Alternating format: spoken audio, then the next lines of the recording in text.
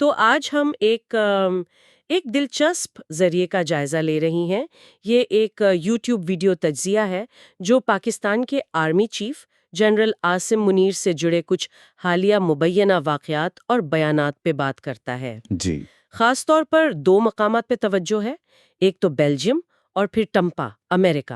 ہماری کوشش ہوگی کہ سمجھیں کہ ان ذرائع میں کیا کہا گیا ہے اور اس کے ممکنہ اثرات کیا ہو سکتے ہیں۔ بالکل، اور یہ دیکھنا اہم ہے کہ یہ رپورٹس کیا تصویر بنا رہی ہیں، خاص کر جب ہم عالمی تعلقات اور ملک کی اپنی سیاست کو دیکھتے ہیں۔ ان الزامات اور بیانات کی تہہ تک جانا ضروری ہے۔ تو سب سے پہلے بیلجیم کا ذکر کرتے ہیں۔ ذرائع کے مطابق برسلز میں ایک احتجاج ہو رہا تھا۔ جی، وہ جو جنرل عاصم منیر کے متوقع دورے کے خلاف تھا۔ ہاں بالکل، تو وہاں اطلاعات ہیں کہ پاکستانی سفارت خانے سے مبینہ طور پہ تعلق رکھنے والے کچھ لوگوں نے پی ٹی آئی کے حامی مظاہرین پر حملہ کیا۔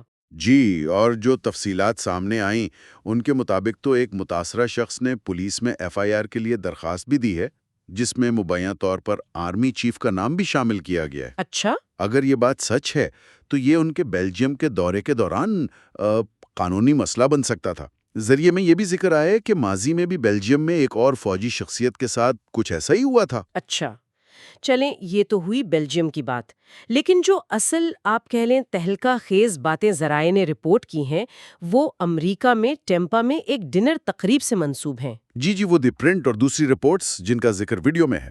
بالکل، ان کے مطابق وہاں کچھ بہت ہی متنازعہ گفتگو ہوئی ہے۔ ایک نقطہ تو ایٹمی جنگ کی دھمکی جیسا تھا۔ کہا گیا کہ ہم ایٹمی طاقت ہیں، اگر ہم پر حملہ ہوا اور ہمیں لگا کہ ہم نیچے جا رہے ہیں تو ہم آدھی دنیا کو ساتھ لے کر جائیں گے۔ یہ بیان یعنی اگر یہ واقعی دیا گیا ہے تو بین الاقوامی سطح پر اس کے بہت سنگین اثرات ہو سکتے ہیں۔ آدھی دنیا کو تباہ کر دیں گے والی بات، یہ تو عالمی سلامتی کے لحاظ سے انتہائی غیر ذمہ دارانہ بات سمجھی جا سکتی ہے۔ صحیح۔ اس سے پاکستان کے جوہری پروگرام اور اس کی کمانڈ اینڈ کنٹرول پہ وہ بہت سنجیدہ سوالات اٹھ سکتے ہیں۔ اور پھر ایک اور کافی حیران کن موازنہ سامنے آیا انڈیا اور پاکستان کا۔ ذرائع یہ بتاتے ہیں کہ مبینہ طور پر کہا گیا انڈیا ایک چمکتی ہوئی مرسڈیز ہے جبکہ پاکستان کچرے کا ٹرک ہے۔ اچھا، اور یہ کہ اگر ٹکراؤ ہوا تو نقصان مرسڈیز کا زیادہ ہوگا۔ یہ تو یعنی قومی وقار کے حساب سے بہت عجیب بات نہیں لگتی؟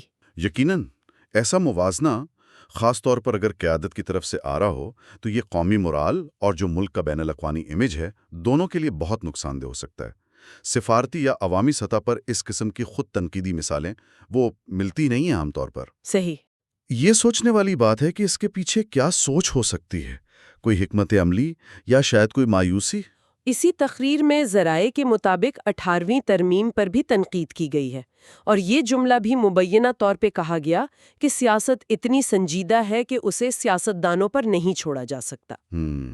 تو کیا یہ سمجھا جائے کہ یہ فوجی مداخلت کا کوئی جواز پیش کرنے کی کوشش ہے یا اختیارات مرکز میں لانے کی خواہش؟ دیکھیں، 18ویں ترمیم تو بنیادی طور پر صوبائی خود مختاری کے بارے میں ہے۔ اس پر تنقید صرف ایک آئینی بحث نہیں ہے، یہ ممکنہ طور پر اختیارات کی تقسیم کا جو موجودہ نظام ہے اسے چیلنج کرنے اور شاید طاقت کو وفاق یا مرکز کی طرف واپس لانے کی سوچ کی عکاسی ہو سکتی ہے۔ اچھا، یہ پاکستان کے سیاسی نظام کے مستقبل کے لیے ایک اہم اشارہ ہو سکتا ہے۔ ذرائع میں کچھ اور باتیں بھی رپورٹ ہوئی ہیں، جیسے انڈیا کو ڈیم بنانے پر میزائل حملے کی مبینہ دھمکی کا ذکر ہے۔ جی، پاکستان کو ریاست مدینہ کے بجائے ریاست طیبہ کہنا اور ڈایاسپورا سے ایک بات چیت کا بھی ذکر ہے جس میں ان سے 14 سوالات پوچھے گئے اور فوزیہ قصوری نے اس کی تعریف کی۔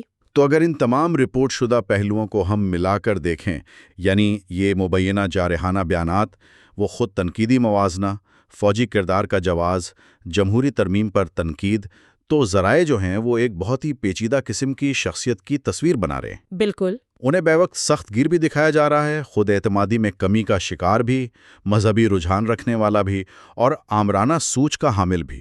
یہ سب پہلو ذرائع پیش کر رہے ہیں۔ تو آج کی گفتگو کا خلاصہ یہ ہے کہ جن ذرائع کا ہم نے جائزہ لیا ان کے مطابق یورپ میں ممکنہ تصادم کے واقعات رپورٹ ہوئے ہیں اور امریکہ میں پاکستان کے آرمی چیف سے منسوب انتہائی متنازع بیانات سامنے آئے ہیں۔ جی، ان میں ایٹمی جنگ کی دھمکی، پاکستان کا وہ منفی موازنہ اور 18ویں ترمیم پر تنقید جیسی اہم باتیں شامل ہیں۔ بالکل، اور یہ تمام رپورٹ شدہ واقعات اور بیانات یقیناً بہت سے سوالات چھوڑ جاتے ہیں۔ ایک اہم سوال جس پر ہمارے سامعین بھی سوچ سکتے ہیں وہ یہ ہے کہ اگر یہ اطلاعات درست ہیں تو یہ مبینہ بیانات اور واقعات آنے والے وقت میں پاکستان کے عالمی تعلقات اور اس کے اندرونی سیاسی منظرنامے پر کس طرح سے اثر انداز ہو سکتے ہیں؟